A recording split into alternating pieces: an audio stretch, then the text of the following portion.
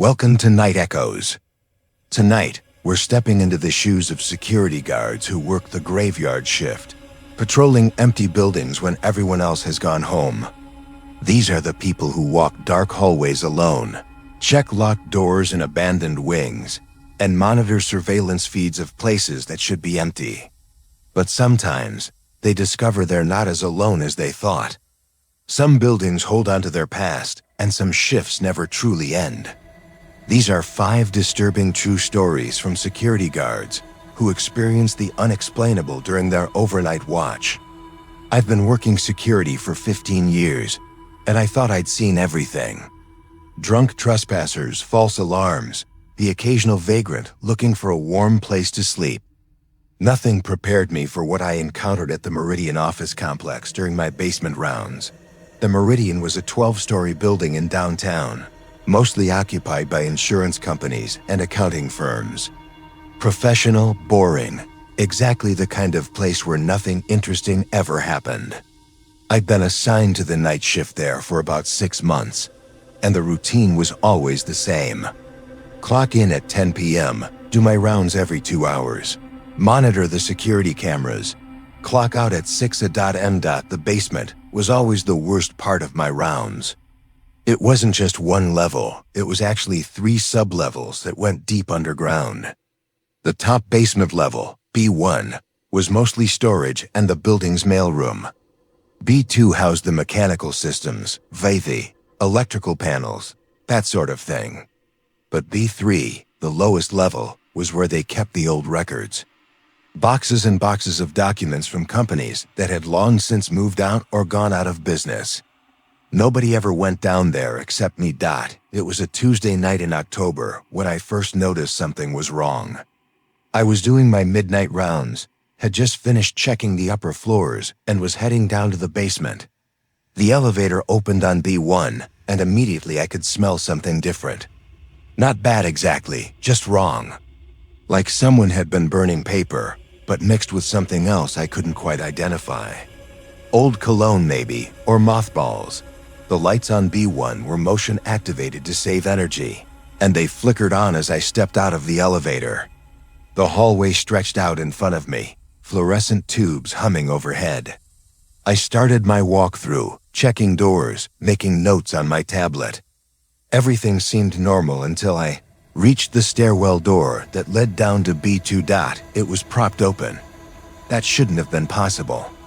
All the stairwell doors were supposed to close automatically, fire code requirement. I grabbed the handle and looked at the mechanism. Nothing wrong with it that I could see. I made a note to report it to maintenance and headed down to B2. The mechanical level was loud, as always. The VVIC system running, pumps humming, the steady thrum of equipment keeping the building alive. But underneath all that noise, I could hear something else. Footsteps, not the sharp click of dress shoes or the squeak of sneakers. These were different. Soft, shuffling sounds, like someone walking in slippers or socks. They were coming from further down the hallway, beyond the boiler room. I called out, "Security. This area is off limits." The footsteps stopped. I waited, listening. My hand went to the radio on my belt, ready to call for backup if needed. But the building was silent now except for the machinery. I walked toward where I'd heard the sound. My flashlight cutting through the dim hallway. Nothing. No one there. I checked every room on B2, every storage closet, every space where someone could hide. Empty. I was starting to think I'd just heard the building settling. Or maybe the echo of the mechanical systems playing tricks on my ears. Old buildings make weird noises, I told myself. Nothing to worry about. But then I got to the stairs leading down to B3, and I saw them. Wet footprints on the concrete steps. Not puddles exactly, just damp impressions, like someone with wet feet had walked down recently. But that made no sense. It hadn't rained in days, and nobody had any reason to be down here, especially not with wet feet. I should have called it in right then. Should have radioed the police, let someone else deal with whatever this was. But I'd been doing this job long enough to know how it would look. A security guard calling the cops because of some wet footprints in the basement. They'd think I was paranoid or making things up to break the monotony of the night shift, so I followed them down to B3. The lowest basement level was always cold, even in summer. Something about being that far underground, away from any natural light or ventilation. The air felt heavy, stale, like breathing in dust. The footprints led down the hallway, past rows of metal shelving units loaded with bankers' boxes. The labels on the boxes were faded, some from companies I'd never heard of. Mitchell and Associates, Broadview Insurance, Hartman Financial Group, all defunct, all forgotten. Their records moldering down here in the dark. The footprints stopped at the far end of the hallway, in front of a door I'd never paid much attention to before. It was labeled Archive Room 3 in faded letters. I tried the handle. Locked, like always. But the wet footprints ended right there, as if whoever made them had walked straight through the door. I pulled out my key ring and found the right key. My hand was shaking slightly as I unlocked the door. The hinges creaked as I pushed it open, the sound echoing in the empty basement. Archive. Room 3 was larger than I expected, maybe 30 feet deep and 20 wide. More metal shelving, more boxes. But what caught my attention was the desk in the back corner. It wasn't supposed to be there. The basement storage areas were just that, storage. No furniture, no workspaces. Just shelves and boxes, but there it was. An old wooden desk, probably from the 70s judging by the style. And on the desk, papers spread out like someone had been working. A desk lamp was on, casting a warm glow over the documents. The lamp was on. That was impossible. This room didn't even have overhead lights, just emergency lighting by the door. Where was the power coming from? I looked closer at the lamp. It wasn't plugged into anything. The cord just dangled uselessly behind the desk. I approached slowly, my flashlight beam sweeping across the room. The papers on the desk were old financial records, spreadsheets done by hand in faded ink. I recognized the letterhead. Hartman Financial Group, the company that had gone bankrupt in the early 90s after the owner was caught embezzling from clients.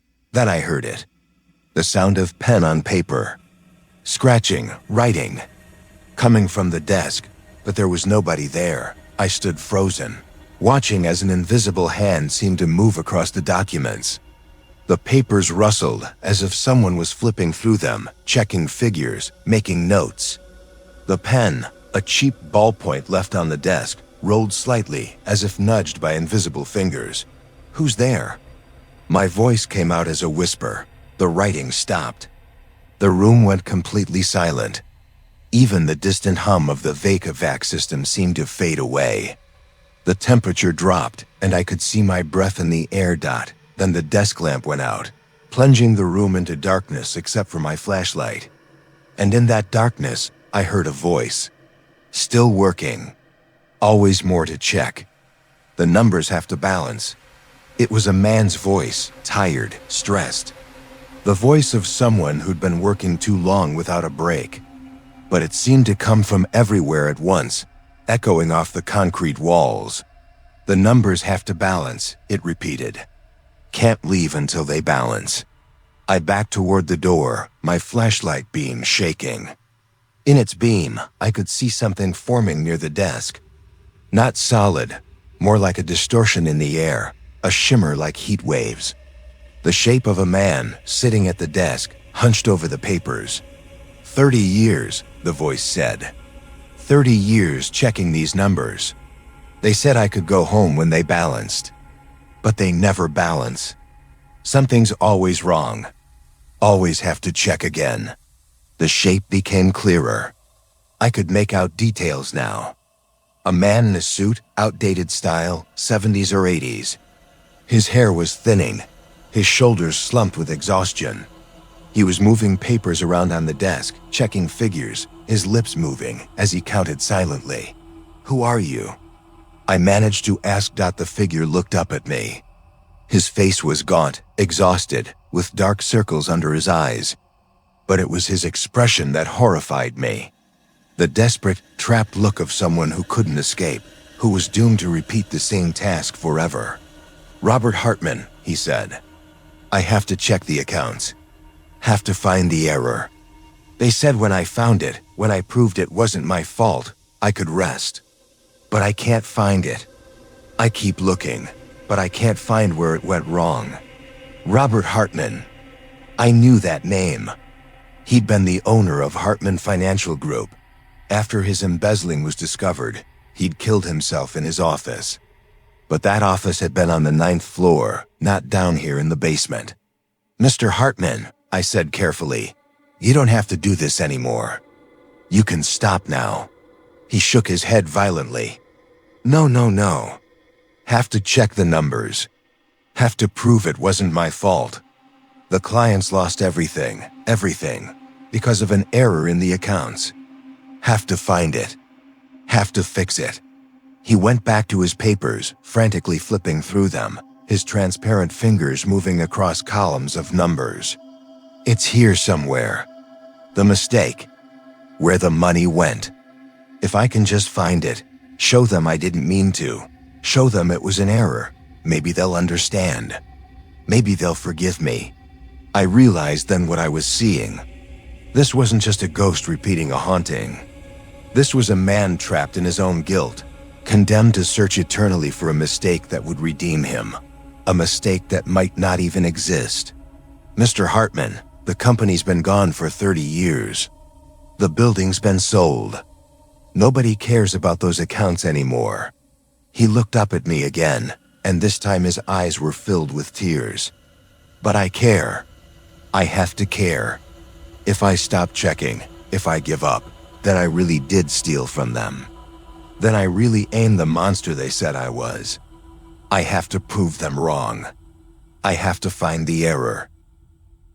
The desk lamp flickered back on, casting strange shadows across the room. In its light, I could see more clearly. The papers on his desk were covered in notes, calculations, desperate scribbles filling every margin. Some of the handwriting was fresh, as if written recently. But the paper was yellow with age, crumbling at the edges. "How long have you been down here?" I asked. He didn't seem to hear me. He was lost in his work again, muttering numbers under his breath, checking and rechecking figures that no longer mattered to anyone but him. I backed out of the room slowly, not wanting to disturb him, not wanting to see anymore. I closed the door quietly and locked it. My hands were still shaking as I made my way back to the stairwell.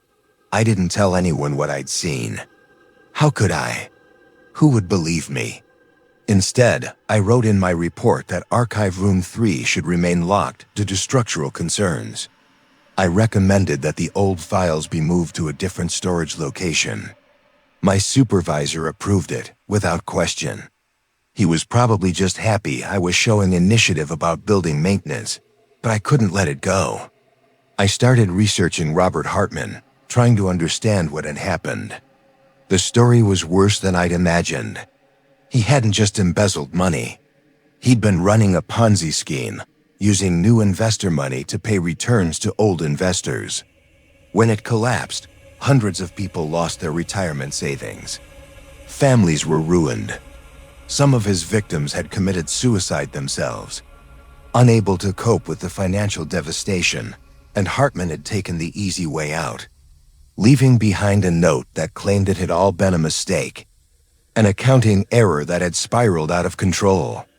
He'd insisted until the end that he'd never meant to hurt anyone, that if he'd just had more time to check the numbers, he could have fixed everything. Now he had all the time in the world. And he was still checking. I went back down to B3 a few more times over the following weeks, always during my midnight rounds. Every time, the wet footprints were there, leading to Archive Room 3. Every time, I could hear the sound of someone working inside, papers rustling, pens scratching on paper. Sometimes I heard him talking to himself, muttering about discrepancies and errors and numbers that wouldn't balance. Once, I unlocked the door and looked in. He was there at his desk, papers spread around him in chaotic piles. He looked even more exhausted than before, if that was possible. His suit was rumpled, his tie loosened.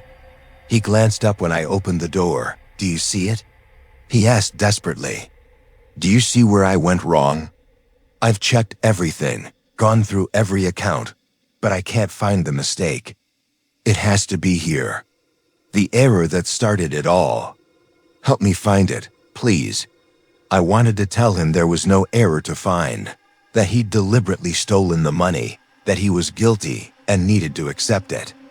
But looking at his haunted face, his desperate eyes, I couldn't bring myself to say it. He was already in hell, trapped in an eternal loop of denial and guilt. "I'm sorry, Mr. Hartman," I said quietly. "I don't know how to help you." He nodded slowly, as if he'd expected that answer. Then he turned back to his papers, his ghost hands shuffling through documents that were both there and not there, solid and transparent at the same time. I locked the door and walked away. I put in my 2 weeks' notice the next day. My last night at the Meridian, I did one final round of the basement. The footprints were still there. The sound of working still came from Archive Room 3. I stood outside the door for a long time, listening to Robert Hartman condemn himself over and over again to a task he could never complete. "The numbers have to balance," I heard him mutter. "Can't leave until they balance." I left the building that morning and never went back. But sometimes late at night, I think about him down there in that cold basement, still checking his accounts, still searching for an error that would absolve him, still refusing to accept what he'd done. They say guilt can trap a soul, keep it from moving on. I believe it now. Robert Hartman isn't haunting that basement because he's angry or vengeful. He's there because he can't forgive himself, can't accept his own guilt, can't stop trying to prove he was innocent. And he'll be there forever, in Archive Room 3, surrounded by the evidence of his crimes, still checking the numbers, still hoping to find the mistake that will set him free. The numbers will never balance. Mr. Hartman, they never do. Story 2, The Graveyard Watchman. Asterisk, I worked as a security guard at Mercy General Hospital for 3 years. When you work the overnight shift at a hospital, you get used to certain things. The beeping of machines, the occasional code blue announcement, the sound of gurneys rolling down empty hallways.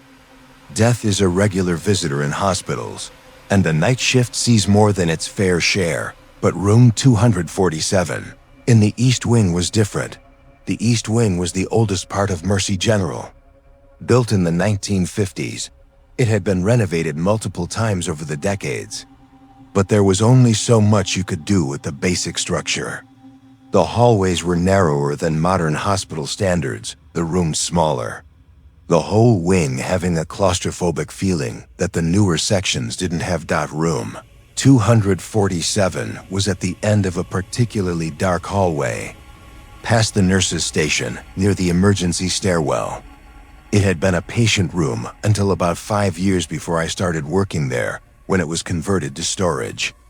Medical supplies mostly, backup equipment, that sort of thing. Nothing that would explain why it gave everyone who went near it the creeps. The nurses wouldn't go in there alone, always asking security to escort them if they needed something from the room. Even during the day shift, nobody wanted to linger. But it was at night when the room's true nature became apparent. I first heard about it during my training. Jerry, the guard I was shadowing, stopped outside room 247 during our rounds and put his hand on the door. "Listen," he said quietly. I leaned closer. At first, I didn't hear anything unusual. Just the normal hospital sounds, ventilation system humming, a TV playing somewhere down the hall. But then I caught it. A voice, faint but distinct, coming from inside the room. Double quotes, ... please, don't let me die alone. Someone please. I don't want to be alone, ... It was a woman's voice, weak and frightened. My immediate instinct was to open the door. Someone was in trouble. Jerry grabbed my arm. "Don't," he said. There's nobody in there. There's never anybody in there. But I can hear. We all can, he interrupted. Every night. Different voices, different conversations. But when you open the door, the room's empty. Just supplies. Nothing else. I thought he was messing with me, some kind of hazing ritual for the new guy. So I pulled out my keys and unlocked the door. Jerry sighed, but didn't try to stop me. I pushed the door open and flipped on the light. The room was exactly as Jerry had described. Metal shelving units lined the walls, stocked with medical supplies. Boxes of gloves, bandages, 4 bags. A cardiac monitor sat in the corner, unplugged. The room was maybe 12 feet square, with no places to hide, no closets or adjoining spaces, and it was completely empty. But the voice continued. Now that I was inside the room, it was louder, clearer. Please don't let me die alone. Someone, please. The voice seemed to come from the air itself, from everywhere and nowhere. I spun around, trying to locate the source. The cardiac monitor? Maybe someone had left it on somehow, playing a recording. But no, it was unplugged, its screen dark. Told you, Jerry said from the doorway. He wouldn't step inside. We report it to maintenance every few months. They check the ventilation system, look for hidden speakers, anything that might explain it. They never find anything. I stood in the center of the room, listening. The woman's voice faded out, replaced by a different voice. A man this time, older, his words slurred like he was heavily medicated. Catherine? Is that you, Catherine? I can't see you. Where are the lights? Then another voice, younger. Mom? Dad? I'm scared. Why does it hurt so much? The voices overlapped, creating a chaos of sound. Different conversations, different people, all speaking at once. Some were calling for nurses, others for family members. Some were crying, others praying. All of them afraid. All of them dying. I backed out of the room quickly, and Jerry locked the door behind me. The voices cut off immediately, muffled by the closed door. What the hell was that? I asked. Jerry shrugged. Nobody knows for sure. The prevailing theory is that this room has somehow recorded all the people who died in it over the years. Like the walls absorbed their final words, their fear, their pain. And now it just plays them back on an endless loop. That's impossible. Yeah, Jerry agreed. But you heard it same as me. Can't argue with what you heard. Over the following weeks, I tried to avoid room 247 during my rounds. But it was on my route, part of my responsibility to check. So every night at 2 a.m., I'd walk past it, hearing the voices inside. Sometimes they were quiet, just whispers. Other nights they were loud, almost screaming. The nurses told me the history. Room 247 had been a patient room for over 40 years before being converted to storage. During that time, it had been used primarily for terminal patients, people who were too sick to be saved, who were just waiting for the end. Back in the 50s and 60s, hospital policies were different. Families weren't encouraged to stay overnight. Visiting hours were strict. Many patients died alone in that room, with only the night nurse checking on them periodically. Over 100 people died in there, one of the older nurses told me. Maybe more. Hospital records from back then weren't always complete. But we know it was a lot. Too many. She explained that there had always been stories about the room, even when it was still in use. Nurses hearing their names called when no one was there. Patients in nearby rooms complaining about the noise, about hearing people crying and calling out, even when room 247 was empty. After it was converted to storage, the activity seemed to increase. As if taking away its purpose as a patient room had, somehow released whatever was trapped there. I tried to research the phenomenon. Audio pareidolia, people suggested. The human brain's tendency to find patterns in random noise, to hear voices in the hum of machines or the whistle of wind. But that didn't explain why multiple people heard the same things. The same phrases, the same names being called. A month into my job, something happened that changed my understanding of room 247. It was a quiet Tuesday night. Around 3 a.m., I was doing my rounds in the East Wing when I saw a woman standing outside. Room 247. She was maybe 60 years old, wearing a patient gown, her feet bare. She had her hand on the door, as if listening to something inside. "Ma'am?" I called out. "You shouldn't be here. Let me help you back to your room." She turned to look at me, and I saw tears streaming down her face. "He's in there," she said. "I can hear him. He's calling for me." "Who's calling for you?" "Robert, my husband. He died here 30 years ago. I was at work when it happened. They called me, but by the time I got here, he was gone. He died alone, asking for me. And I wasn't there." Her voice broke on the last words. "I should have been there. I should have taken the day off work. Should have stayed with him. But I thought I had more time. They told me he had more time. I didn't know what to say. I'd been trained in first aid, in de-escalation techniques, in how to handle violent patients. Nobody had trained me for this. Ma'am, I'm sure your husband understood. You didn't know. I can hear him," she interrupted, turning back to the door. "Every night, I wake up and I can hear him calling my name. 'Catherine,' he says. 'Catherine, where are you?' I'm scared, Catherine. And I can never answer him. I can never tell him I'm here, that I'm sorry, that I love him." She put her ear against the door. "There, can't you hear it? That's his voice. That's Robert." I listened. The room was its usual cacophony of dying voices, overlapping conversations, fragments of fear and pain. I couldn't pick out any individual voice, couldn't hear anyone calling for Catherine, but she seemed to have no trouble identifying it. "He's in so much pain," she whispered. "I have to go to him. I have to let him know he's not alone." She reached for the door handle. I stopped her gently. "I can't let you go in there, ma'am. It's a storage room. It's locked." She looked at me with such desperation, such longing that it broke my heart. "But he's in there.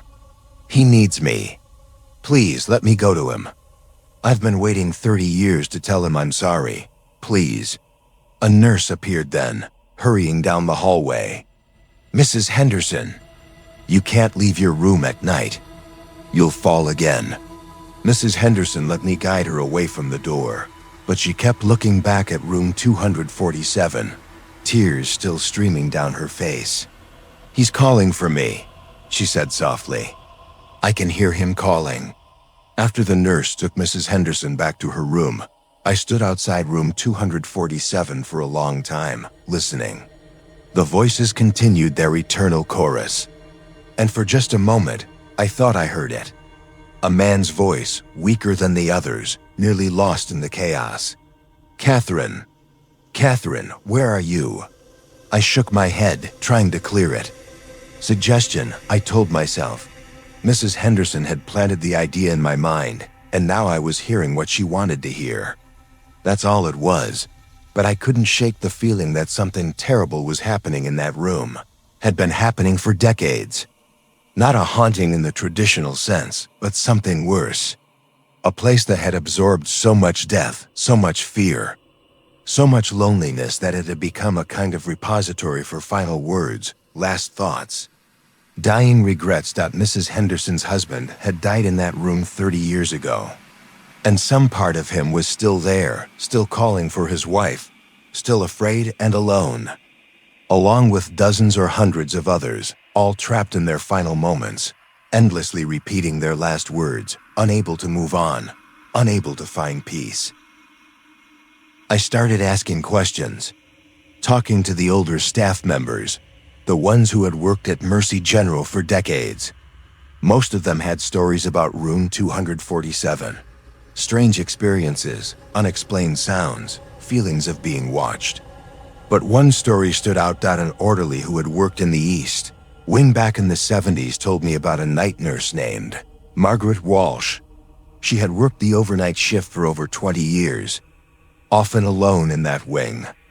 She would sit with dying patients, hold their hands, talk to them so they wouldn't be afraid. She was there for many of the people who died in room 247. Margaret took it hard, the orderly said. Every death. She felt personally responsible for making sure nobody died alone. She'd read to them, pray with them, whatever they needed. But there were too many people dying, and only one of her. She couldn't be everywhere at once. Margaret Walsh had retired in 1982, but she came back to the hospital often to visit. Until one night in 1985, when she had a massive stroke in the hospital parking lot. They brought her to the East Wing, to room 247. She died there 3 hours later, according to records. Alone, because it was the middle of the night and her family hadn't arrived yet. Some of us think, the orderly said quietly, that Margaret never really left. That she's still there, still trying to comfort all those people she couldn't save. Still sitting with them, trying to make sure they're not alone. But she can't help them any more now than she could back then. She's just another voice in that room now. Just another ghost trying to reach someone who isn't there. I never saw Mrs. Henderson near room 247 again. But 3 weeks after that night, I heard that she had passed away peacefully in her sleep. Heart failure. The nurses said she seemed calm at the end, that her last words were, "I'm coming, Robert." I hope she found him. I hope somehow she was able to answer his call, to finally tell him she was sorry, that she loved him. I hope they both found peace, but I don't think they did. Because every night, when I walk past room 247, I can still hear the voices. All of them. Calling for people who can't hear them, speaking words that will never be answered, trapped forever in the moment of their death. Catherine, where are you? Double quotes. Nurse, I need help. Please. Mom, I'm scared. Don't let me die alone. Please, don't let me die alone. The room remembers. It remembers every person who died within its walls, every cry for help, every prayer, every final breath. And it replays them endlessly, a twisted memorial to all the people who left this world frightened and alone. I put in my transfer request last month. Asked to be moved to the new wing, or the parking structures, anywhere but the East Wing. My supervisor approved it without question. He knew. Everyone who works night security at Mercy General knows about room 247. They just don't talk about it, but I still think about it. About all those voices, all those people who died afraid and alone, who are still afraid and alone, still calling out for comfort that will never come. I think about Margaret Walsh, the nurse who tried so hard to make sure nobody died alone, who became just another trapped voice in that terrible room. And I think about Mrs. Henderson standing outside that door, hearing her husband's voice calling for her across 3 decades of death and silence. The room remembers everything. It will never forget. And as long as it stands, those voices will continue. An eternal chorus of fear and loneliness and desperate, final words that nobody will ever answer. If you ever find yourself at Mercy General Hospital, in the East Wing, near the end of the hallway by the emergency stairwell, you'll see room 247. The door is always locked. There's nothing inside but medical supplies. But if you stand there long enough, if you listen carefully, you'll hear them. The voices, calling out in the darkness, still hoping someone will answer. Still hoping they won't have to face death alone. They're still waiting. They'll always be waiting. Story 3, the overnight guardian. The Westfield Mall was dying. Not unusual in 2019, when online shopping had gutted retail and malls across the country were closing their doors. But Westfield was dying in a different way, slower, more painful. The big anchor stores had pulled out years ago, leaving dark, empty spaces at either end of the complex. Smaller shops closed one by one, their spaces taken by discount stores and pop-up outlets that lasted a few months, before disappearing themselves. By the time I was hired as overnight security, maybe 30% of the retail space was still occupied. The food court had shrunk to 3 restaurants. The arcade was gone. The movie theater was holding on by a thread. Walking through the mall during business hours felt post-apocalyptic, echoing corridors and empty benches. A few scattered shoppers moving like ghosts through a space that had once been vibrant and alive. At night, after the last stores closed and the cleaning crews finished their work, it was even worse. I was hired in August, part of a skeleton crew of 3 guards covering the night shift. The mall was so empty that management had cut security to the minimum required by their insurance. Fewer guards meant bigger patrol routes, longer stretches of time between check-ins. More of the massive space left UNWATCHED. My route took me through the North Wing, what they called the family section, back when the mall was thriving. This was where the toy stores had been, the children's clothing shops, the play area where parents could let their kids burn off energy while they shopped. Now it was mostly empty storefronts with dusty windows, interspersed with the occasional discount store or cell phone repair kiosk. The food court was in my section too, or what was left of it. 3 restaurants clinging to survival in a space designed for 15. The rest of the food court was just empty counters and dark kitchens, the smell of old grease and cleaning chemicals hanging in the air. Everything was fine for the first few weeks. Boring, mostly. I'd walk my route, check doors, make sure nobody had broken in or was camping in one of the empty stores. The silence was oppressive, broken only by the hum of the fake system and my own footsteps echoing off the tile floor. But it was an easy job, and it paid the bills. Then I started noticing the lights. It was mid-September when I first saw them. I was doing my 2A.M patrol through the food court, checking that all the restaurant gates were locked, when I noticed lights on in the seating area. Not the normal security lighting that stayed on all night, but the overhead fluorescents that were supposed to be shut off at closing. I walked over to investigate, my hand on my radio. The lights were focused on one section of the food court, maybe 10 tables in the center of the seating area. And sitting at one of those tables, I could see people, a family. 2 parents and 2 kids, maybe 6 and 8 years old. They were eating fast food, the kind of cheap meal you'd grab at the mall after shopping. The kids were laughing, the parents were smiling. Just a normal family having a normal dinner, except the food court was supposed to be empty, closed. The restaurants had been shut down for hours. "Excuse me," I called out, walking toward them. "The mall is closed. You folks need to leave." They didn't respond, didn't even look at me. The kids kept eating, kept laughing.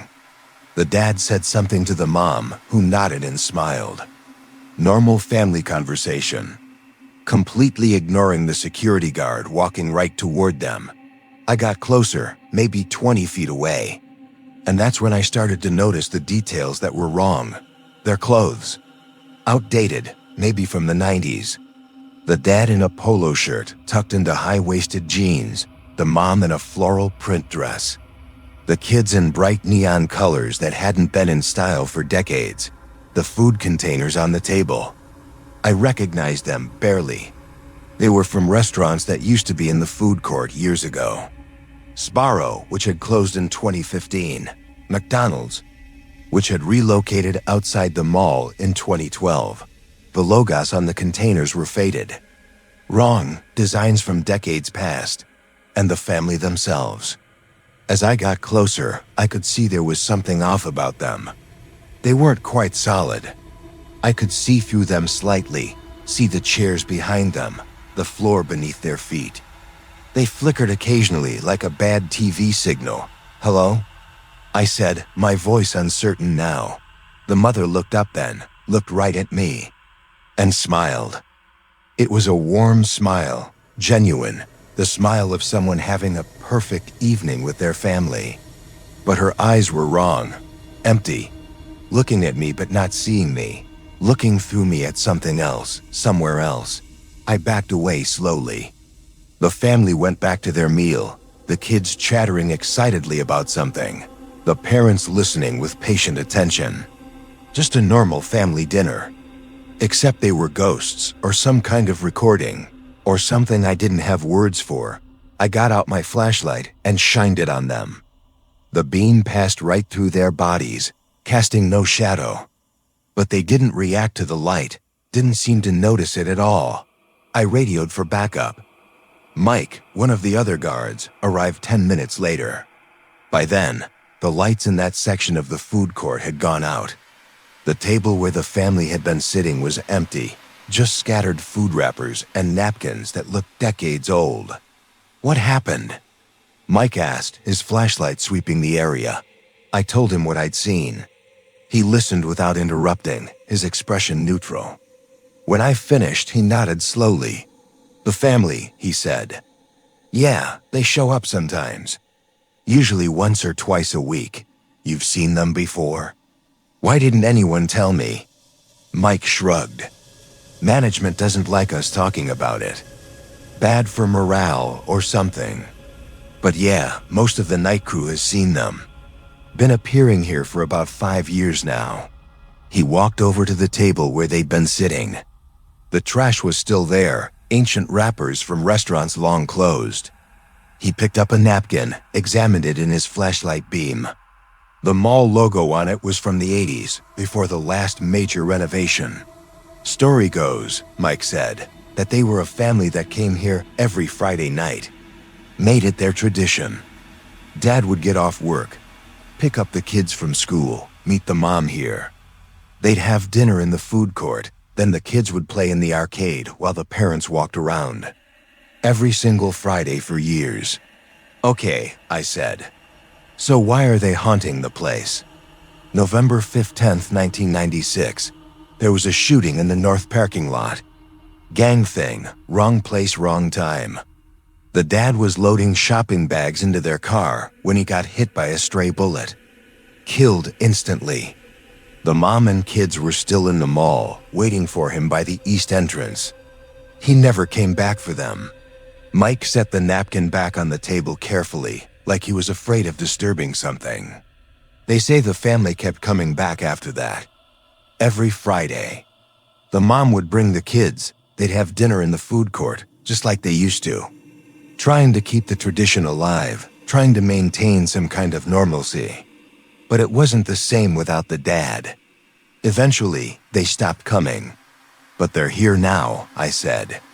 All 4 of them. Right, that's the weird part. The dad who died, he's the one they see in the food court. Or all 4 of them together, like they were tonight, before everything went wrong. Like it's a memory playing itself out. The last time they were all truly happy together. I looked around the dark food court, trying to imagine it as it had been decades ago. Full of life, full of families, the smell of cooking food and the sound of conversation. A place where normal people came to have normal experiences. A place where a family could have their Friday night tradition, never knowing that one of those Fridays would be their last. So they're just stuck here? I asked, reliving that night over and over. That's the theory.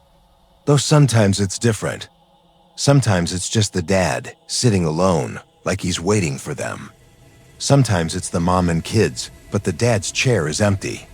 Like they're showing us different versions of what could have been, or what should have been. Over the following weeks, I saw the family several more times. Never on a predictable schedule, never when I expected them.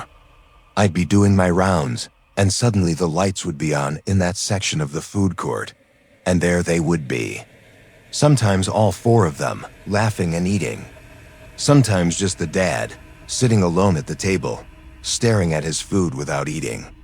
Once, I saw the mom and kids, but they were crying, and there was an empty chair that they kept looking at, as if waiting for someone to fill it. I started keeping track. writing down each sighting, noting what version of the family appeared, what they were doing, whether they seemed happy or sad. I don't know what I expected to learn from this. Maybe I was looking for a pattern, trying to understand the rules that govern their appearances. Maybe I just needed to feel like I was doing something other than watching helplessly as these ghosts played out their tragedy night after night. In October, I decided to try communicating with them. It seemed absurd, but I had to try something. The next time they appeared, I walked right up to their table and sat down in an empty chair. The family continued their meal, ignoring me completely. The kids were excited about something, a movie they wanted to see. The mom was reminding them about homework.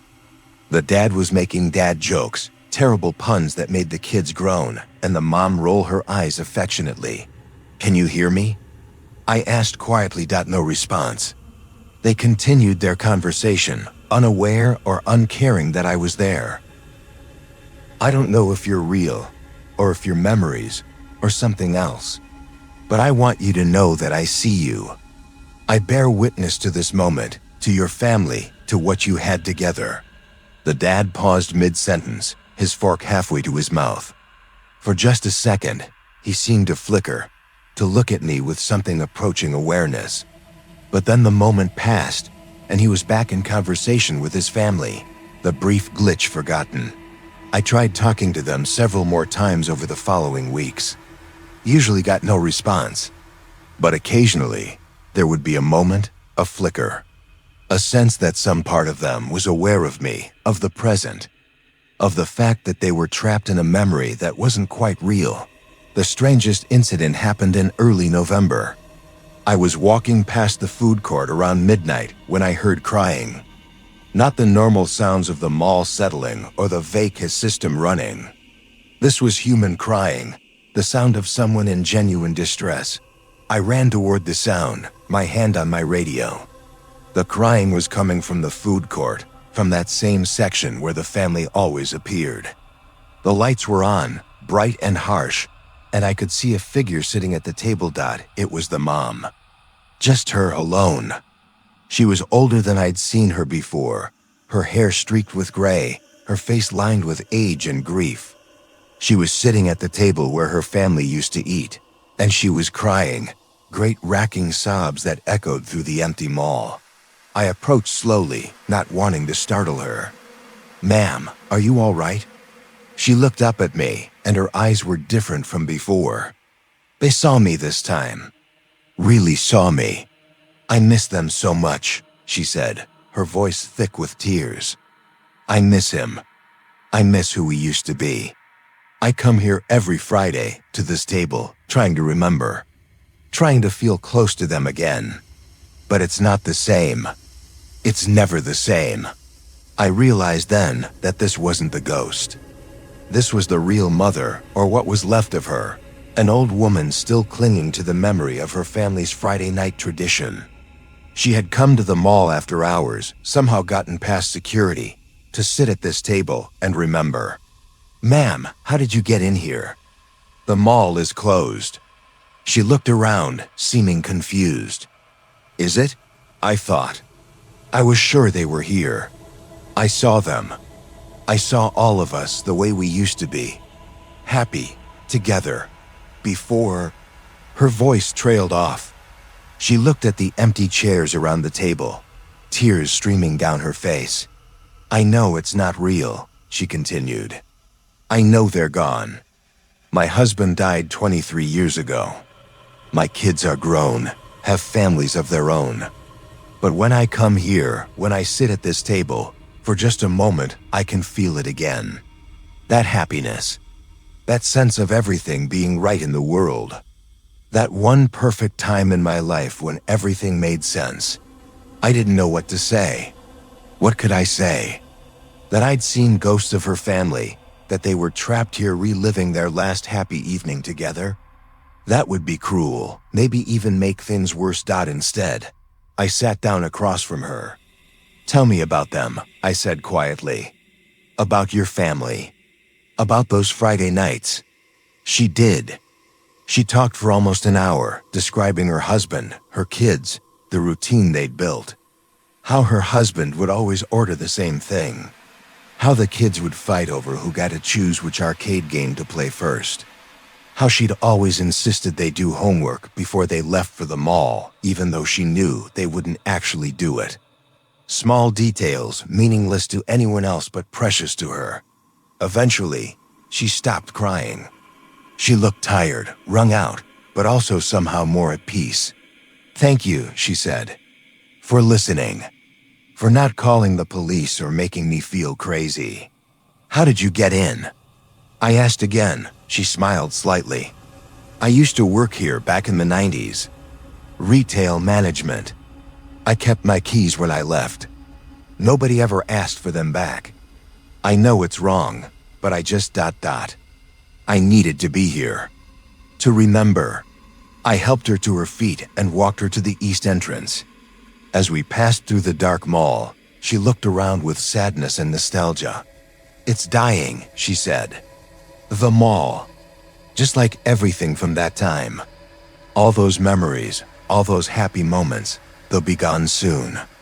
Demolished for a parking lot or condos or whatever they decide to build here. The memories won't be gone," I said. "You'll still have them. Your family will still have them." She shook her head. "It's not the same. Memories need places to live. When you destroy the places, the memories fade. They become stories instead of experiences, and eventually, even the stories disappear." I let her out through the employee entrance, made her promise not to come back after hours. She agreed, though I suspected she was lying. As she walked to her car in the empty parking lot, I watched her go. This old woman carrying the weight of decades-old grief and joy, trying to hold on to a moment that was already gone.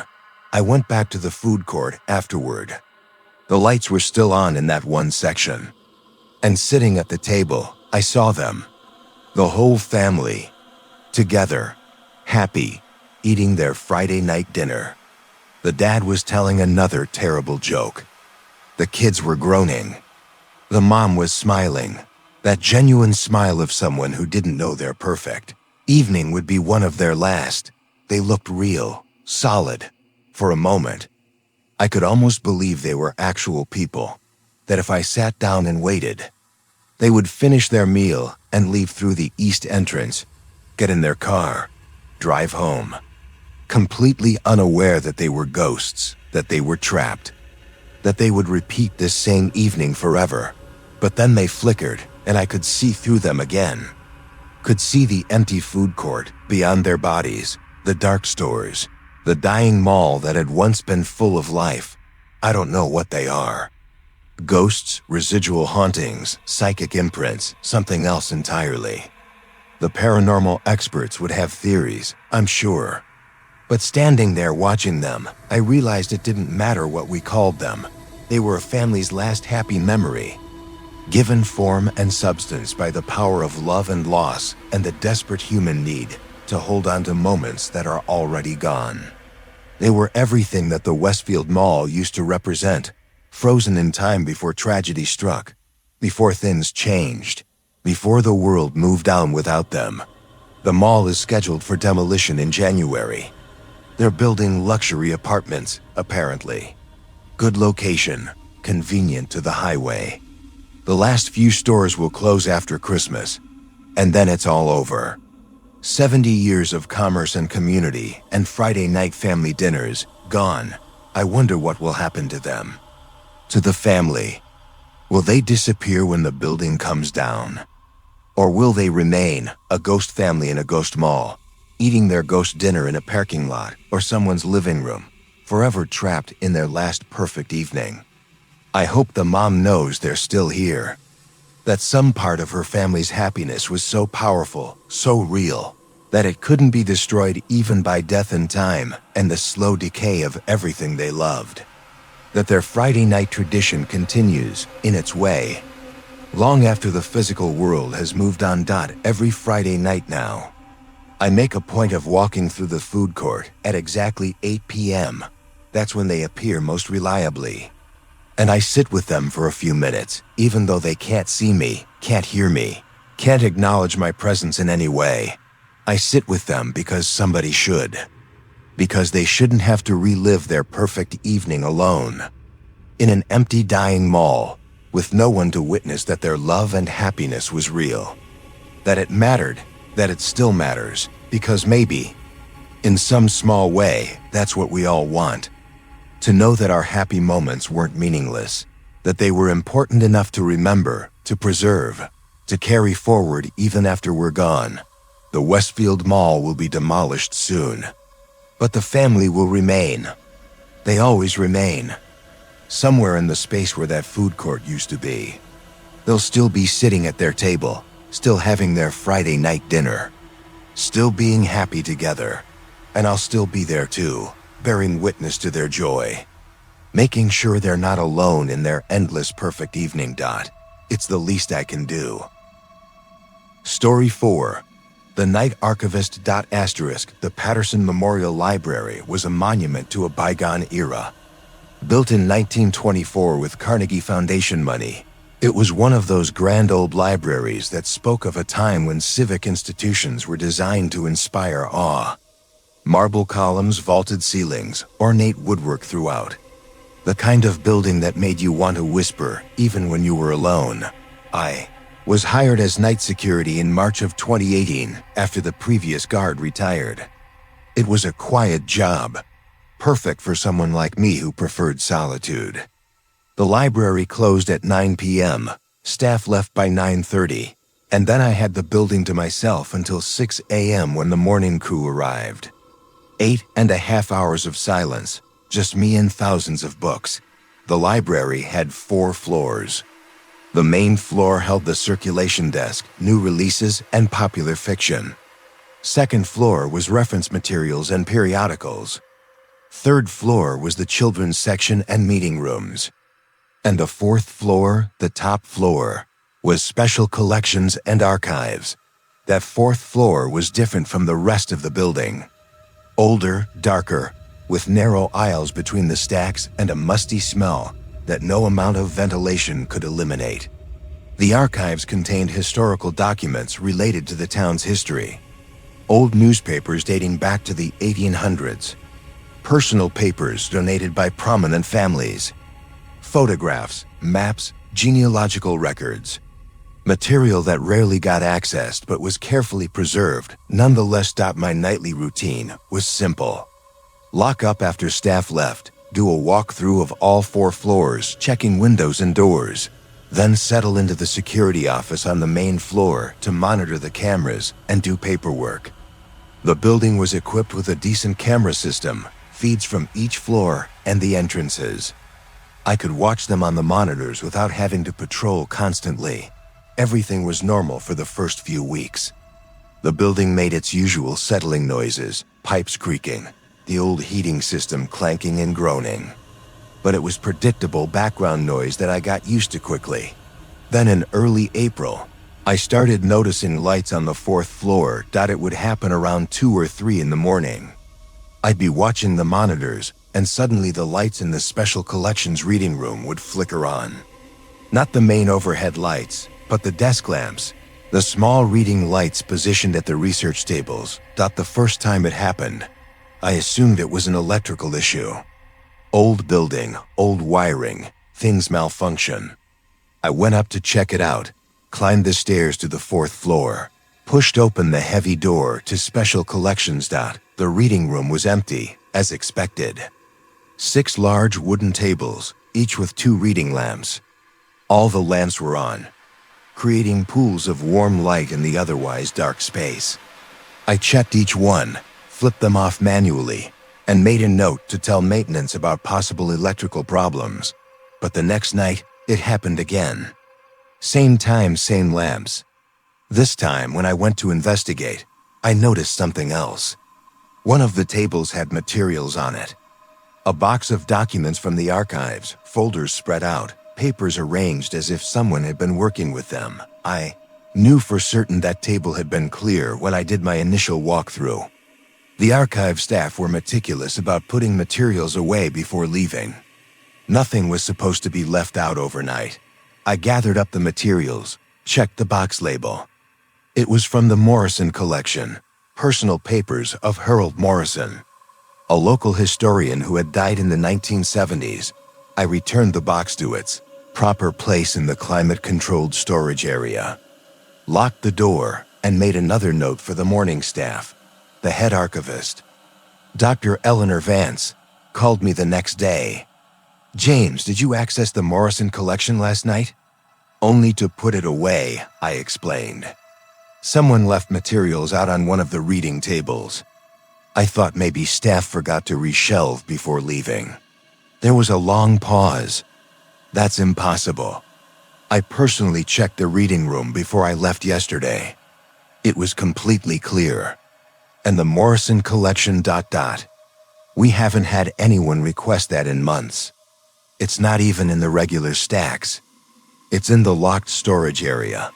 "The door was locked when I checked," I said. "But the materials were definitely out." "Want me to look at the camera footage?"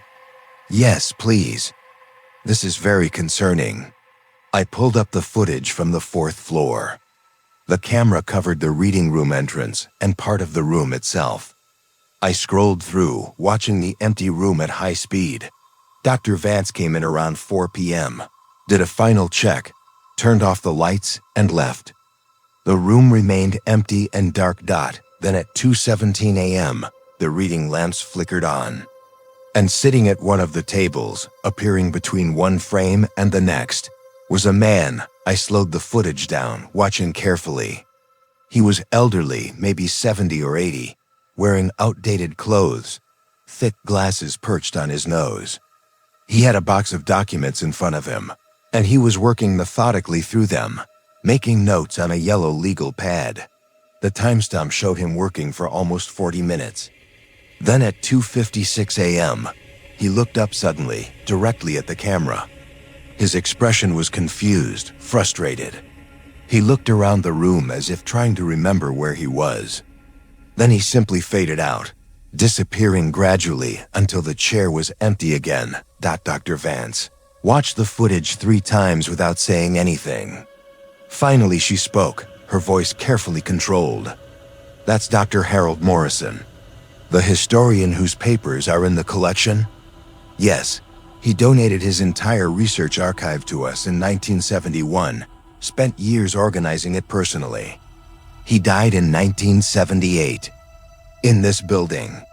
Heart attack while doing research in the Special Collections reading room. We found him slumped over his papers the next morning."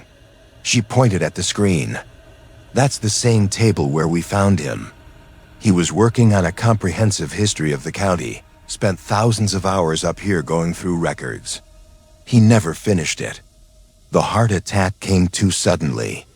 I felt cold suddenly, despite the warm office. So he's still working on it?" "Apparently." Dr. Vance sat back in her chair, rubbing her temples. "This explains some things. We've had materials go missing periodically, only to turn up refiled incorrectly. Researchers have complained about feeling watched in Special Collections. One of our volunteers quit last month because she swore someone was breathing over her shoulder while she worked, but the room was empty. What do you want me to do about it?" She considered. "Nothing, I suppose. If Dr. Morrison wants to continue his research posthumously, I don't see how we can stop him. Just ... Keep an eye on things. Make sure he's not damaging any materials. And don't tell the other staff. They're already nervous enough about working in that section."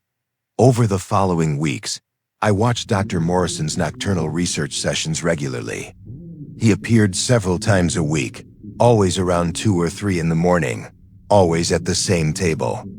He'd work for 40 minutes to an hour, going through documents, making notes, completely absorbed in his task. Sometimes I'd go up to watch him in person. He never acknowledged my presence, never seemed aware that I was there. He was completely focused on his research, hunting through old newspapers, cross-referencing dates, building his historical narrative with meticulous care. I started recognizing his research pattern. He was working chronologically through the county's history, starting from the earliest settlement records. Each night, he'd pick up where he'd left off, moving steadily forward through time. It was the same comprehensive history he'd been working on when he died, the project he'd never finished. One night in May, I decided to try communicating with him. I waited until he appeared, materializing at his usual table with his usual box of documents. Then I walked up and sat down across from him. "Dr. Morrison?" I said quietly. "Can you hear me?" He didn't look up, continued reading through a newspaper from 1847, making notes about a local election. "Dr. Morrison, I'm James. I work security here. I've been watching you work." Still no response. He turned a page, adjusted his glasses, made another note. I tried a different approach. "Your research looks fascinating. The County History Project. I'd love to read it when you're finished." This time he paused. His pen hovered over the legal pad for a moment. Then he looked up, not at me, but past me, at something I couldn't see. "Never enough time," he muttered. "So much more to document. The annexation dispute of 1852, the fire of 1867, the railroad negotiations. All of it needs to be recorded properly before it's lost forever." "You've made a lot of progress," I said, trying to encourage him. "Years of work." He shook his head, frustrated. "Not enough. Not nearly enough. There are gaps in the record, contradictions in the sources. I need more time. Need to verify everything, cross-reference, ensure accuracy.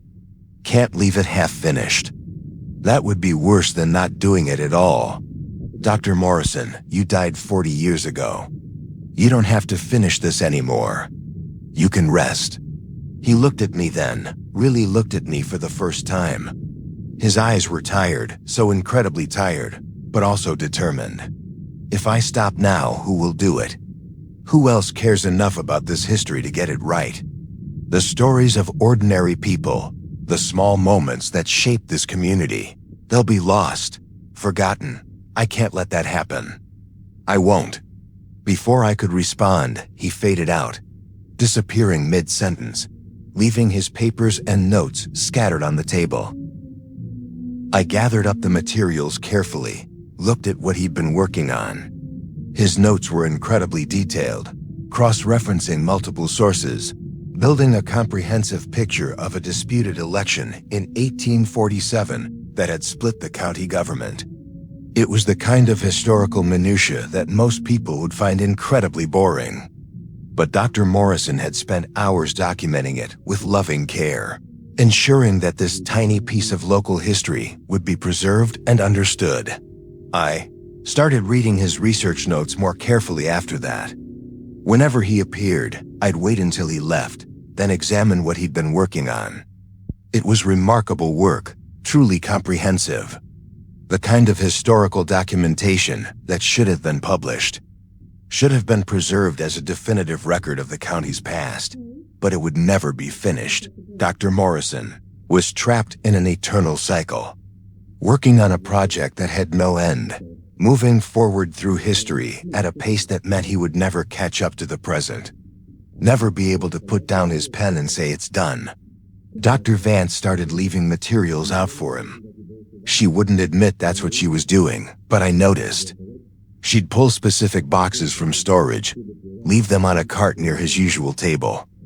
Documents that related to whatever time period he was currently researching. Resources that would help him verify his facts, fill in his gaps. "I'm just organizing for a project," she'd say when I asked.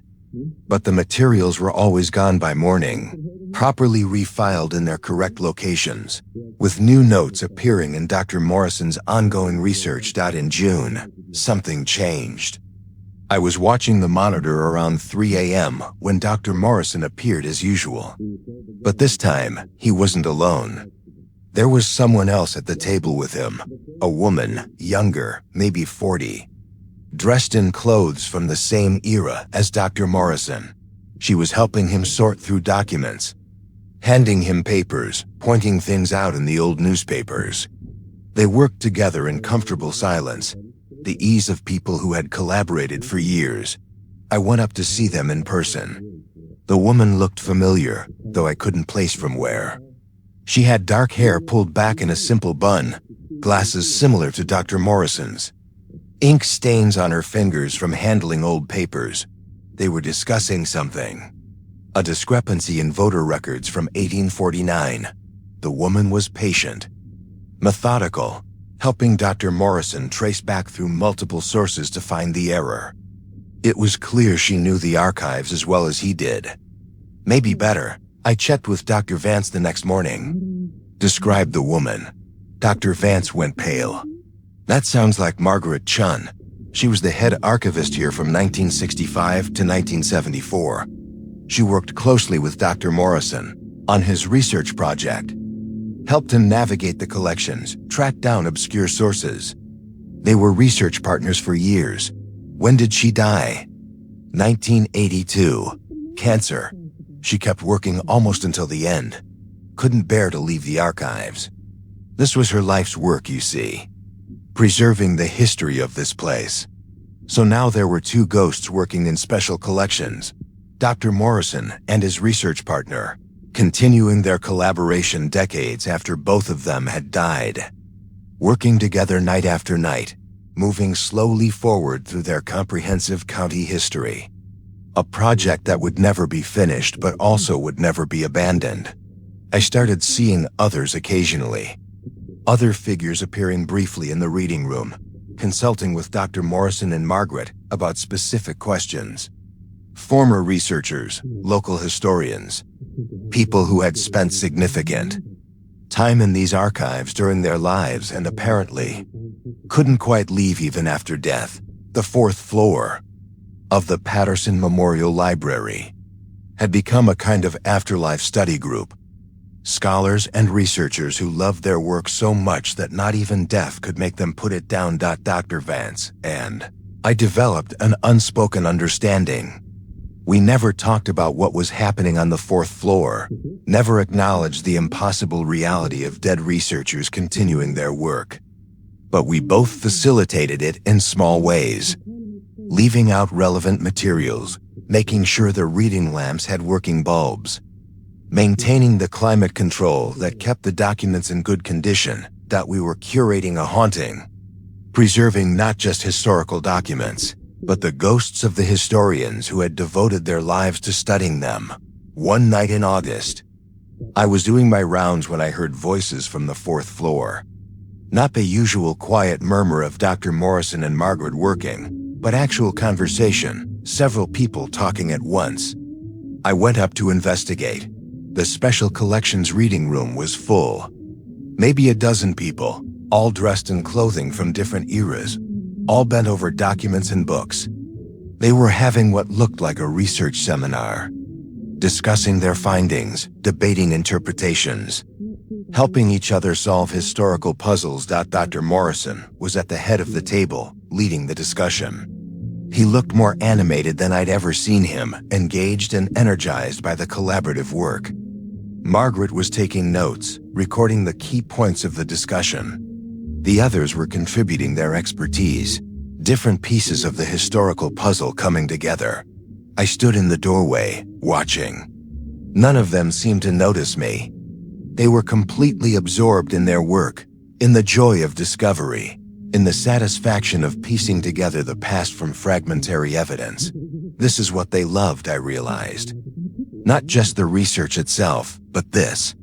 The collaboration, the shared pursuit of knowledge, the community of scholars working together toward a common goal.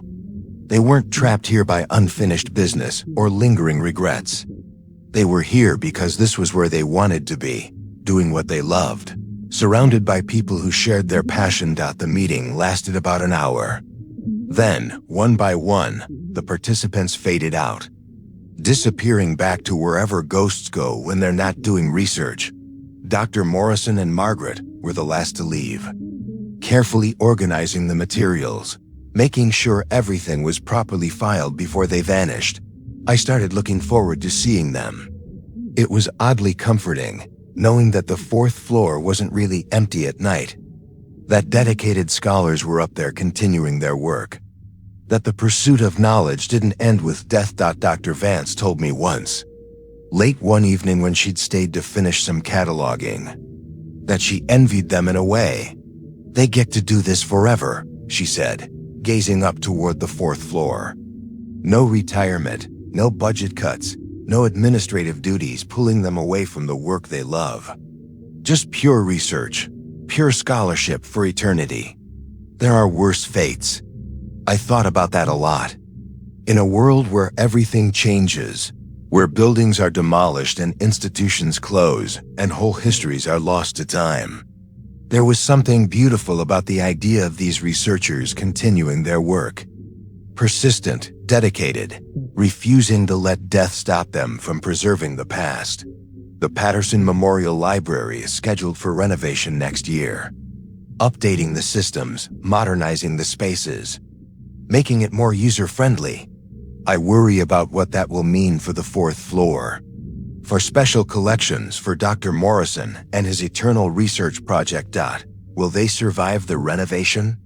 Or will tearing out the old reading tables, installing new lights, changing the fundamental nature of the space, somehow dispel whatever allows them to remain? Will Dr. Morrison finally have to put down his pen, leave his comprehensive county history forever unfinished?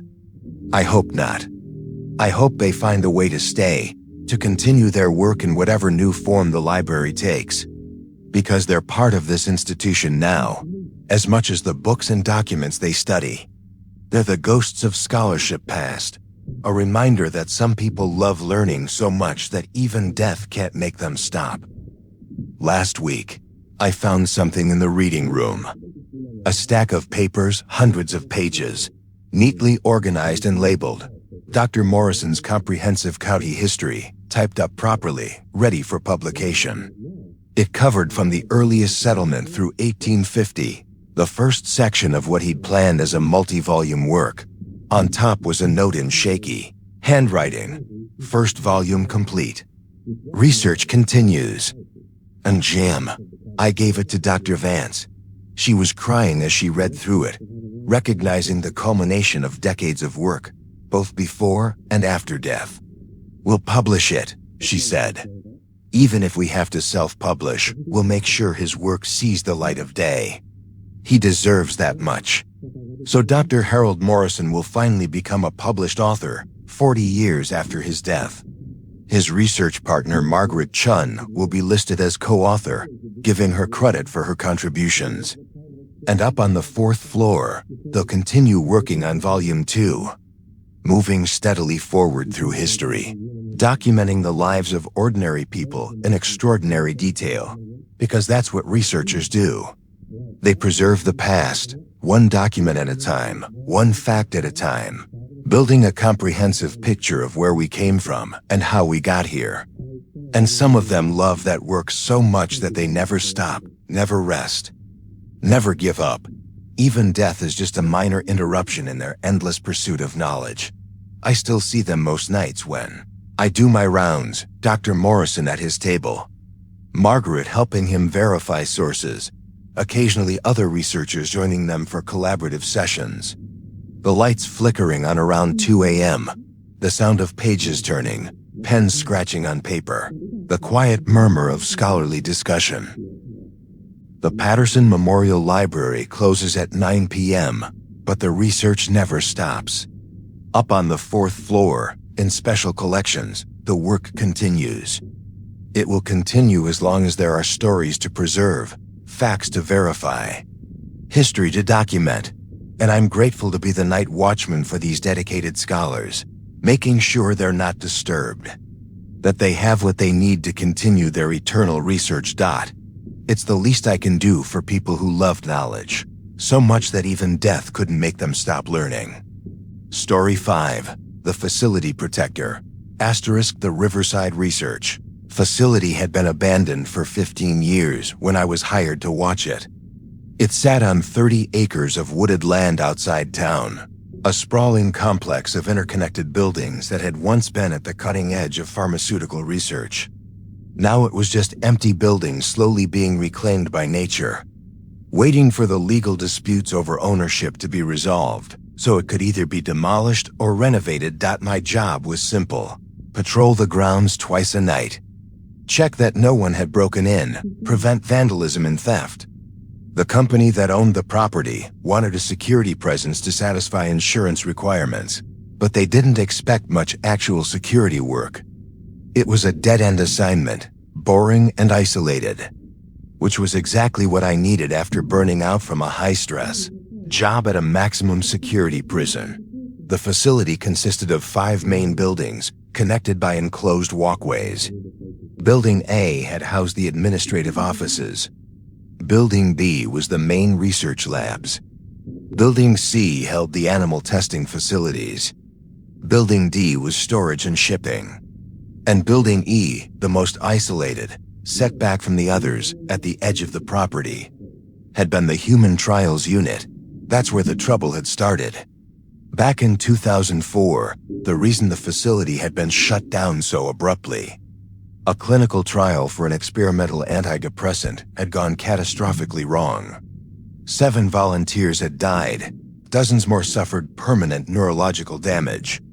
The lawsuits had bankrupted the company, and the facility had been sealed up while investigations and legal proceedings dragged on for years. I started in September, doing my twice-nightly patrols. The first few weeks were uneventful. The buildings were secure, weather-tight, preserved in the state they'd been left in 15 years ago. Walking through them was eerie, like exploring a time capsule. Computers still sat on desks, papers still scattered across workstations, even coffee cups left half full in break rooms. Everyone had left in a hurry when the death started, and nobody had ever come back to clean up. Building E was the worst. The Human Trials Unit still had beds set up in the observation rooms, monitoring equipment standing silent in the corners, pill bottles lined up in the medication room. The volunteers had lived here during the trials, sleeping in the observation rooms where their vital signs could be monitored 24 hours a day. It was supposed to be safe, controlled, scientific. Instead, it had become a death trap. I tried not to spend too much time in Building E. There was something oppressive about it, a heaviness in the air that made it hard to breathe. The other guards who'd worked here before me had all said the same thing. Building E felt wrong, felt watched, felt angry, but it was part of my patrol route. So I forced myself to walk through it twice a night, checking doors and windows, making sure everything was secure. In early October, I started hearing noises in Building E, footsteps in empty hallways, doors opening and closing, the sound of someone moving around in rooms I knew were vacant. The first few times I searched thoroughly, assuming someone had broken in, but I never found anyone. The building was always empty, always locked up tight. The noises got worse. I'd hear voices sometimes, muffled conversations coming from behind closed doors. The sound of someone coughing or crying, or in a few horrible instances, screaming. I'd open the door to investigate, and the room would be empty, silent, undisturbed. I told myself it was just the building settling, or wind whistling through ventilation systems, or my own imagination playing tricks in an isolated, creepy location. Old buildings make weird noises. That's all it was. Then I saw her. It was late October, around 3 a.m. I was doing my patrol through Building E, walking down the main corridor past the observation rooms. The hallway was dark except for my flashlight, all the power having been shut off years ago except for basic security lighting. And there, at the end of the hallway, standing under the dim emergency light, was a woman. She was young, maybe 30, wearing a hospital gown and slippers. Her hair was disheveled, her face pale, and she was looking right at me with an expression of desperate hope. "Please," she called out. "Please, I need help. Something's wrong. I don't feel right." I froze, my hand going instinctively to my radio. "Ma'am, you can't be here. This facility is closed. How did you get in?" She didn't answer my question. She was trembling, hugging herself, her eyes wild with fear. The medication they gave us, it's doing something. Making us sick. We need a doctor. Please, call a doctor. Ma'am, I need you to come with me. We'll get you help, but you need to leave this building. I walked toward her slowly, hands visible, trying to seem non-threatening. She backed away, still hugging herself, still trembling. You don't understand, she said, her voice rising with panic. The others are getting worse. Dr. Brennan won't listen. He keeps saying it's normal, part of the process, but it's not.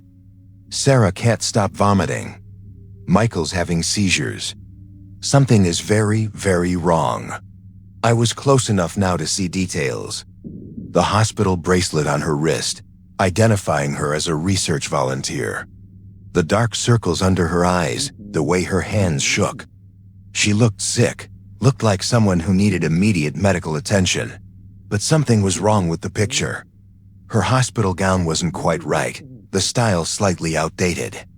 And there was something off about the way she stood, the way the light seemed to pass through her slightly, as if she wasn't entirely solid. What's your name? I asked gently. Jennifer.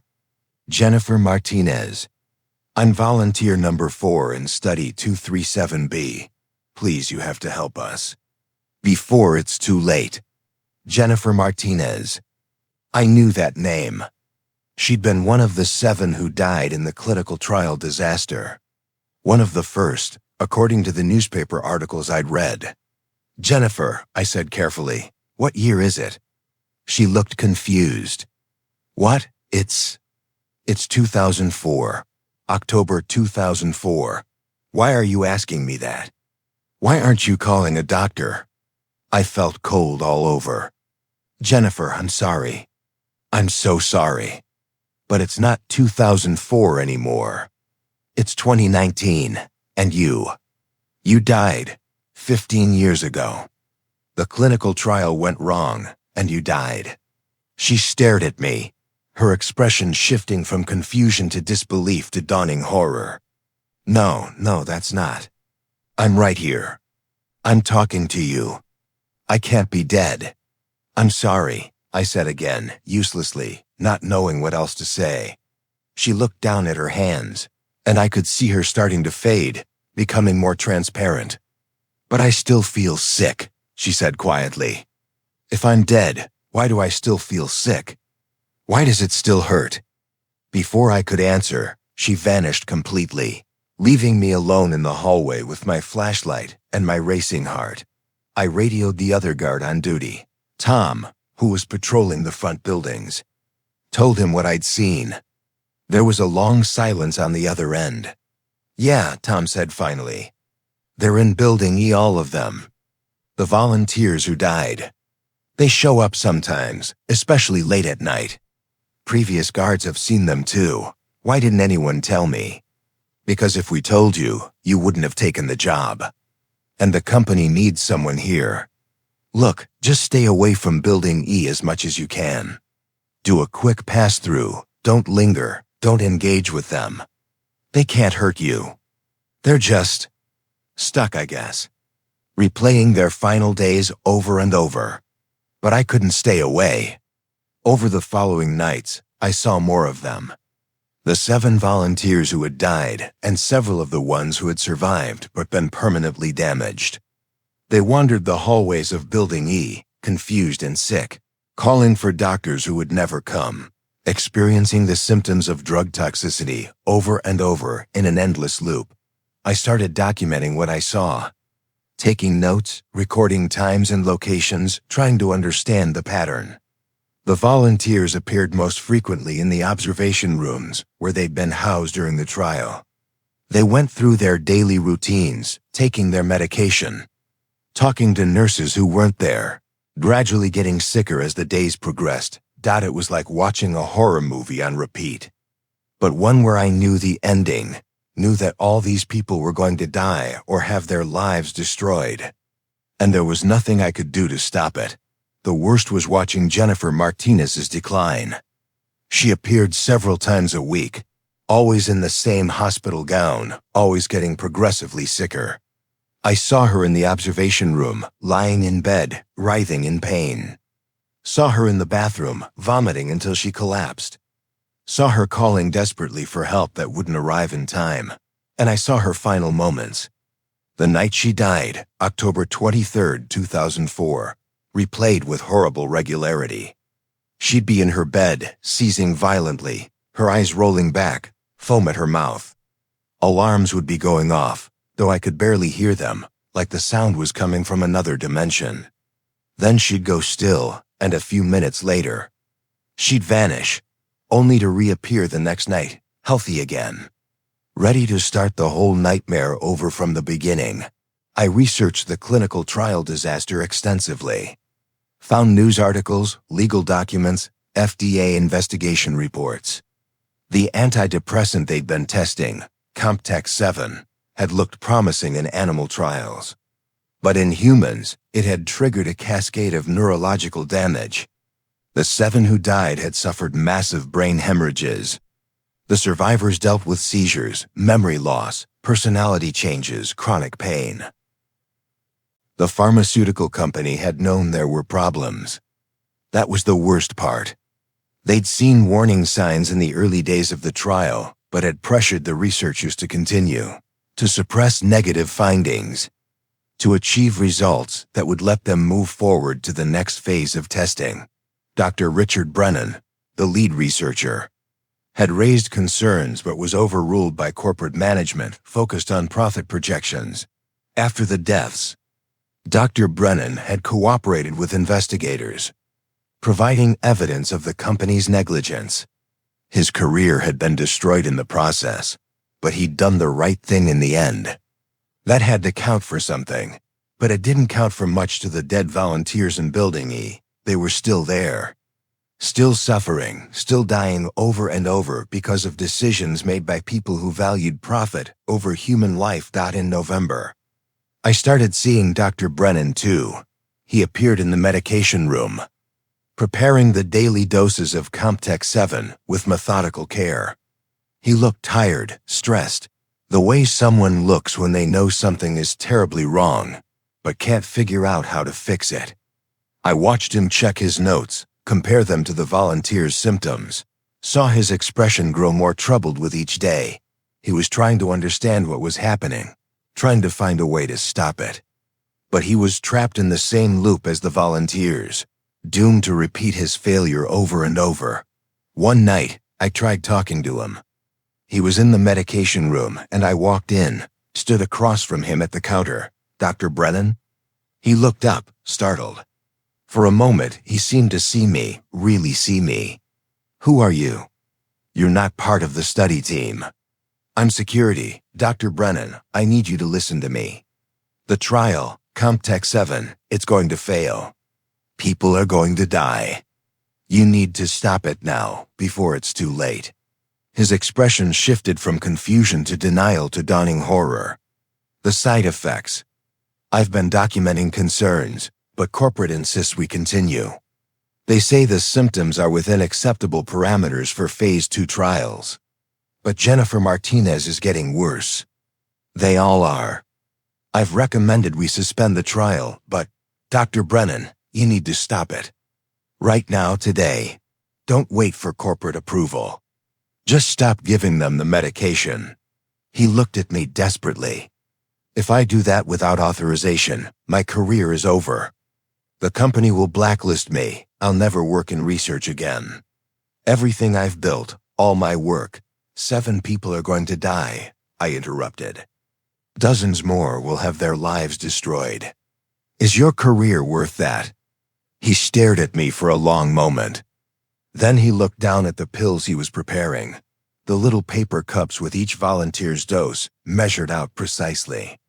"I don't know how to stop it," he whispered.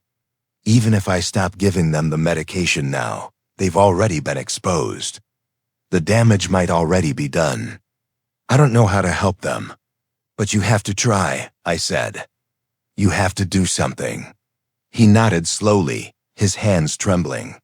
Yes, I have to try." I'll call the FDA, report what I'm seeing, force them to investigate. Even if it ends my career, I can't let this continue. I won't be responsible for more deaths." He looked up at me again, and there were tears in his eyes. "Thank you," he said, "for telling me what I already knew but was too afraid to admit. Thank you for giving me the courage to do what's right." Then he faded out, leaving the medication cups on the counter. The pills that had killed 7 people arranged in neat rows, but the next night, he was back, preparing the same doses, living through the same ethical nightmare. My words hadn't changed anything. He was trapped in the past, unable to alter his decisions, unable to save the people who had trusted him with their lives. I realized then what I was seeing. This wasn't just a haunting.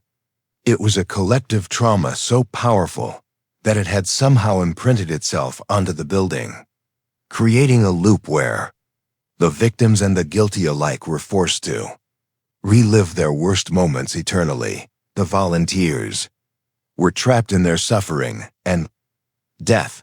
Dr. Brennan was trapped in his failure and guilt, and the building itself had become a monument to corporate greed and medical malpractice, preserving the evidence of what had happened here even after everyone involved had moved on or died. I started spending more time in Building E, even though it terrified me. Someone needed to witness this, to acknowledge what had happened here. The volunteers deserved to be remembered, to have their suffering recognized even if it couldn't be alleviated. I learned their routines, their patterns.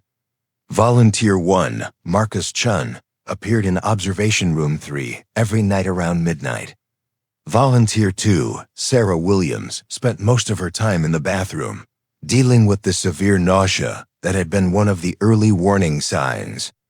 Volunteer 7, David Rodriguez, the last to die, appeared only occasionally, always in the middle of a seizure, his final moments replaying in horrifying detail. And Jennifer Martinez, Volunteer 4, appeared most frequently of all, sometimes healthy, optimistic about earning the money she needed for tuition, sometimes sick and frightened, begging for help, sometimes dying, her body convulsing as the drug destroyed her brain. I wanted to help them, wanted to find some way to release them from this endless nightmare. But I didn't know how.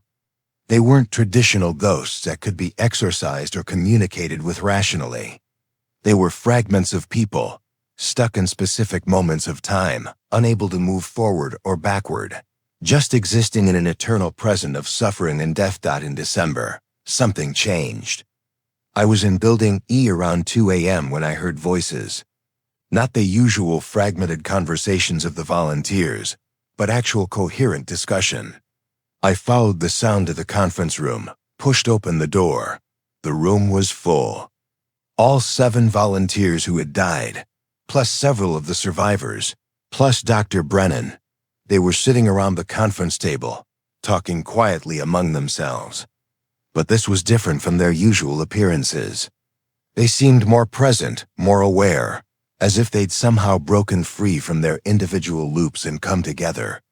Jennifer Martinez was speaking. "We all know what happened.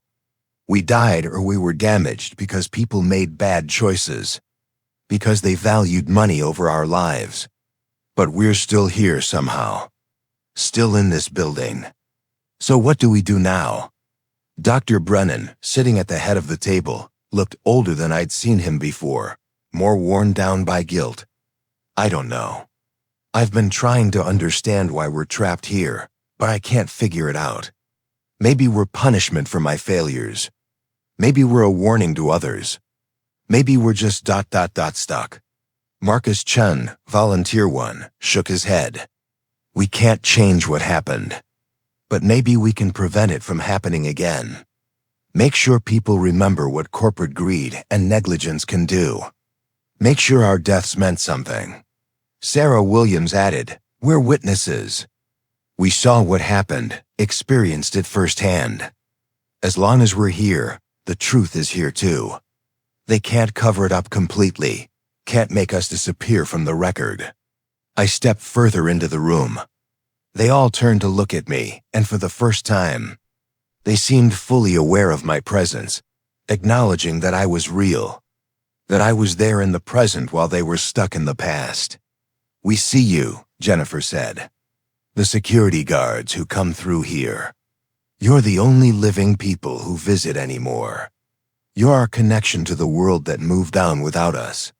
What do you want me to do?" I asked. Dr. Brennan answered. "Remember us. Tell people what happened here. Make sure this building never becomes something else without acknowledging what occurred within its walls. We can't leave, but we can make sure we're not forgotten. The company wants to demolish this place," I said, "or renovate it.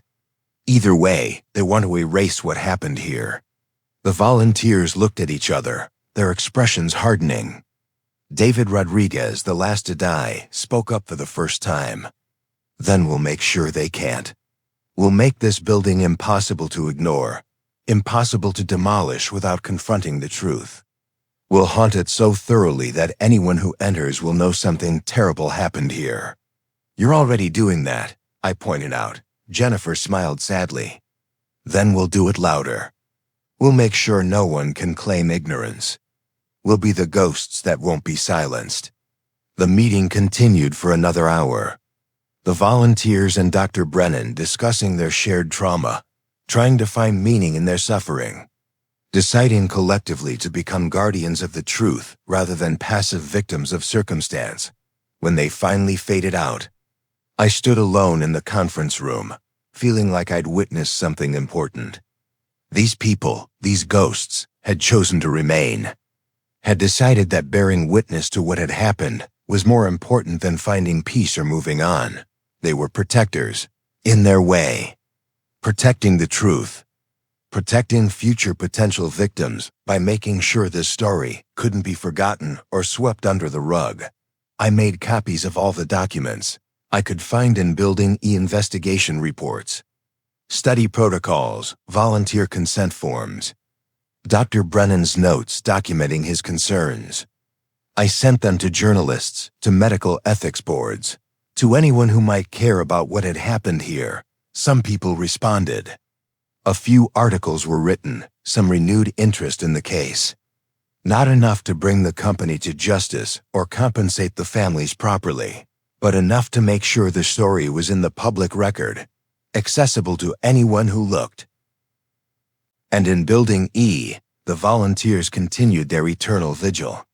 Jennifer Martinez and the others, still suffering, still dying, but now with purpose. They were the facility's protectors, making sure no one could enter without knowing the truth, without confronting what corporate negligence and medical malpractice had cost them. I still work here, still do my twice-nightly patrols. But I don't avoid Building E anymore. I walk through it respectfully, acknowledging the people I see there. The volunteers and Dr. Brennan, who chose to remain as guardians of their own tragic story. Sometimes, Jennifer Martinez appears while I'm passing through. She doesn't speak anymore, just nods at me in recognition. We understand each other now. She's protecting this place from being forgotten, and I'm protecting her right to do so. The company keeps talking about demolition or renovation, but something always comes up. Permitting issues, legal complications, financial problems. I like to think the volunteers are helping with that, making sure the building stands as a monument to what happened here. They're the facility protectors, these ghosts of medical research gone wrong. They're protecting the truth, protecting future potential victims, protecting the memory of their own suffering so it won't be repeated. And I'm honored to be the night watchman for their vigil, making sure they're not disturbed, making sure their story continues to be told. Some ghosts haunt because they can't leave, but some ghosts choose to remain because there's work still to be done, truth still to be told, justice still to be sought. The volunteers of Building E chose to stay. And they'll stay as long as they're needed, as long as there's a chance someone might forget what happened here, might let corporate greed override human safety again. They're the guardians of a cautionary tale, and their warning echoes through the empty halls every night Remember us. Learn from us. Don't let this happen again.